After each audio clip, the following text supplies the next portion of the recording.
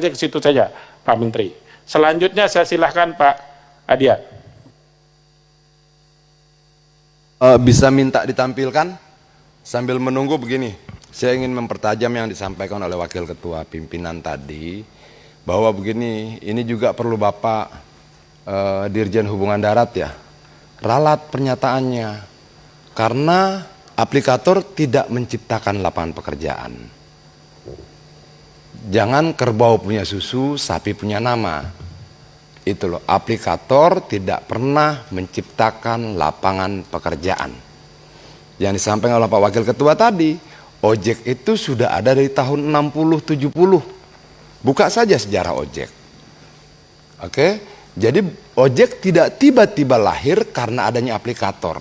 Menurut saya, maaf Pak Wamen, maaf Pak Dirjen, pernyataan Bapak sesat, manipulatif, dan membuat kemudian orang salah sangka seolah-olah aplikator itu pahlawan. Bukan, dia pebisnis, bukan pahlawan.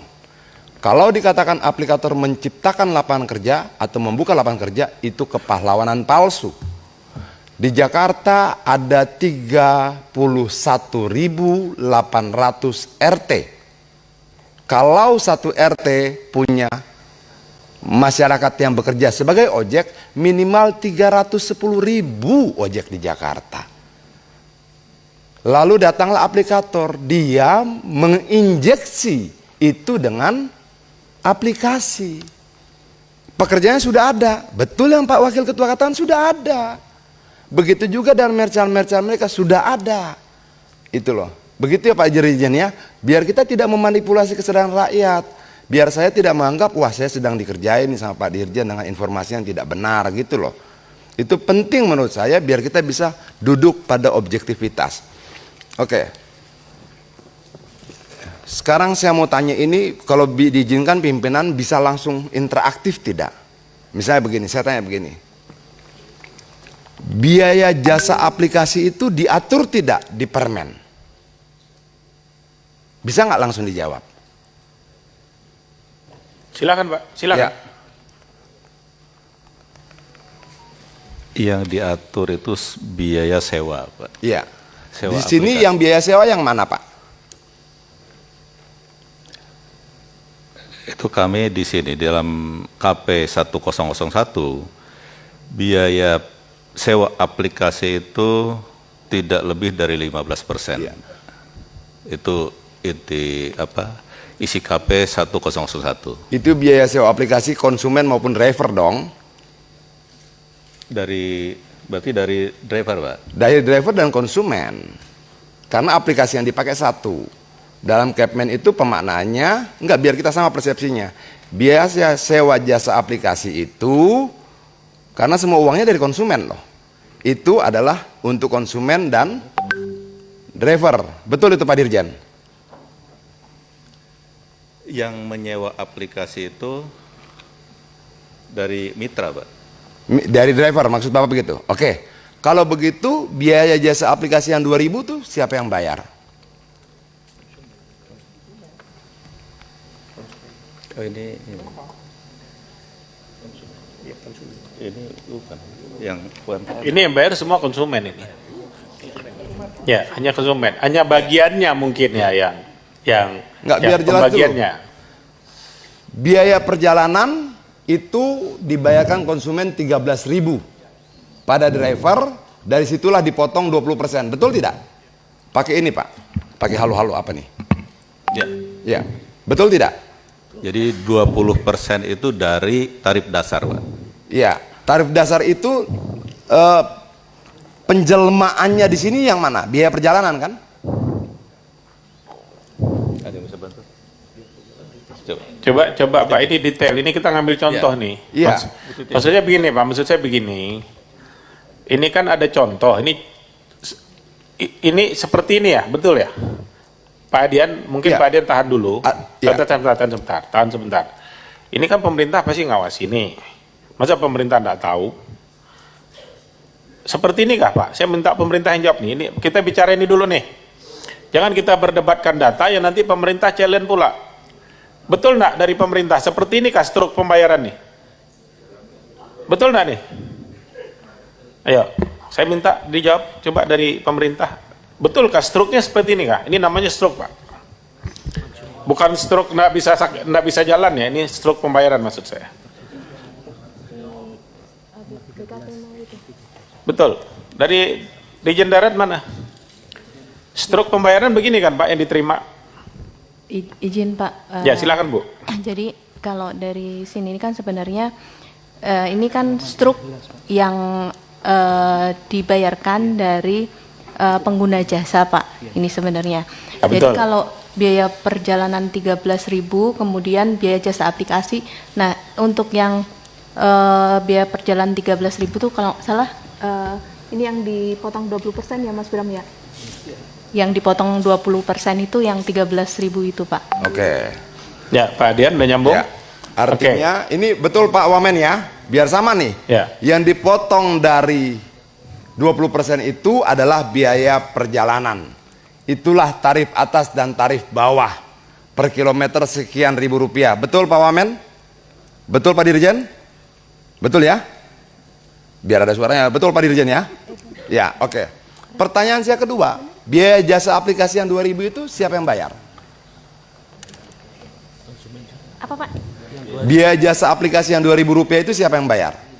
Dari konsumen Pak. Oke. Dasar hukumnya apa? Nah ini yang kalau nggak salah nggak diatur ya Mas Bram? Nggak diatur kan? Ada tidak dasar hukumnya? Nah ini tidak diatur ini. Nggak diatur Pak. Tidak diatur. Artinya 2.000 rupiah ini tidak ada dasar hukum. Betul? Ya nggak diatur. Artinya bahwa sepakat nggak ini kita coret? Kenapa? 2.000 rupiah dikali 3,1 juta driver itu 6 miliar per hari. Dari ini saja. Ini kan kalau yang di toko kan juga ada Ini tidak punya dasar hukum. Bapak Wamen yang terhormat dan Pak Dirjen yang terhormat, sebagai bagian dari negara kita mau menegakkan hukum seperti apa yang disampaikan oleh Pak Pimpinan tadi. Kalaupun besok langit runtuh, hukum dan keadilan harus tetap ditegakkan. Oke, ini tidak ada dasar hukumnya. Baik Pak Adian, saya pikir ini sudah lebih dari cukup. Kalau saya melihat satu lembar struk ini Pak, ini kan di depan saya ini Pak Komjen Pol Purnawirawan dan Irjen Pol Purnawirawan berdua ini, kalau menginvestigasi satu lembar ini bukanlah perkara yang rumit Pak. Pimpinan izin Ya, Pak An, interupsi. Sedikit lagi. Ya. Biaya perjalanan aman itu dipungut dari mana? Dan untuk apa?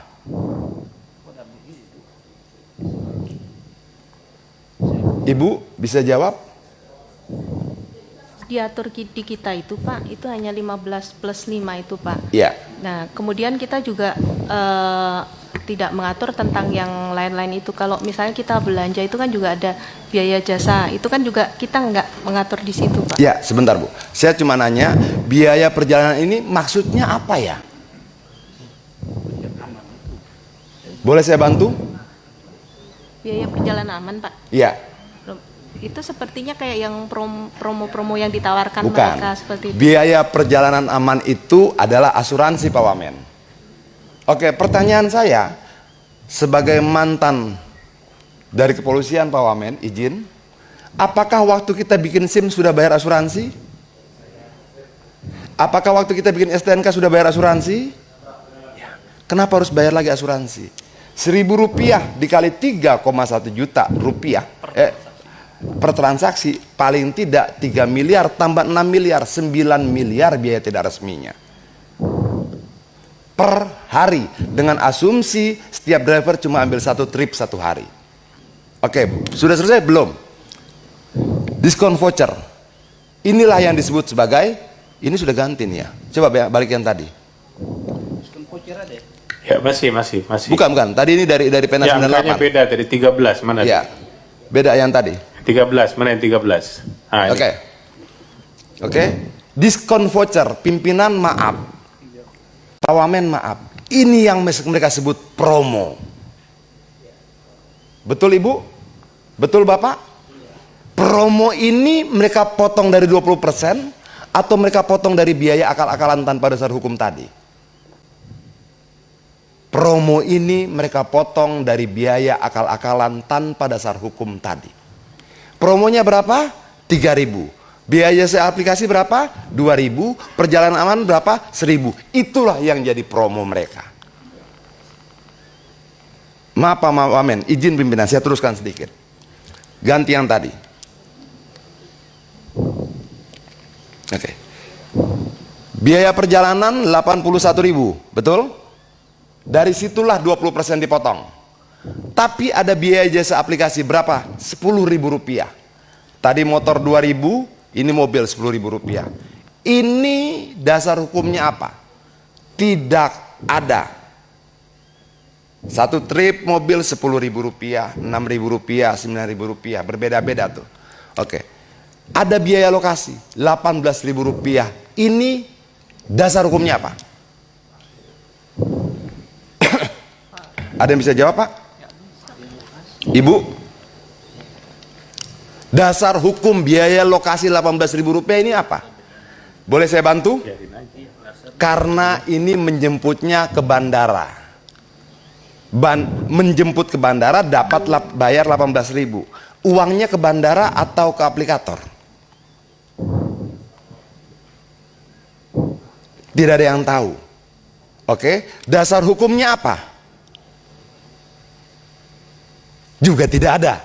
Jadi ada, kalau mobil ada 10.000 rupiah tambah 18.000 rupiah tambah perjalanan aman 1.000 rupiah, ada paling tidak di data ini 29.000 rupiah dipungut dari driver dan konsumen tanpa dasar hukum apapun.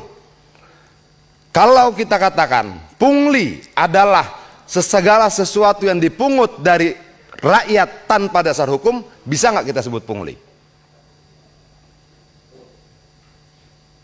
Bisa tidak kita sebut pungli? Dan kalau kita bisa sebut pungli, bagaimana kalau saya katakan negara bertahun-tahun membiarkan pungli bertriliun-triliun rupiah terjadi di depan mata kita? Sudah selesai? Izin sebentar lagi pimpinan. Ada diskon voucher? Ini promo? Berapa diskon vouchernya? 12.000. Dari mana didapatkan? 10.000 tambah 1.000 rupiah. Ditambah 10.000 lagi diambil entah dari angka yang mana. Ya. Dia tidak pernah bayar promo, Pak Wamen, Pak Dirjen. Nggak ada promo yang dipotong dari 20%. Dia ambil dari angka-angka lain, lalu dia jadikan promo seolah-olah dia berjasa pada konsumen dan dia mendapat untung sangat besar. Promo itu bohong. Promo itu dia ambil dari angka-angka yang tidak punya dasar hukum. Please, Pak Wamen.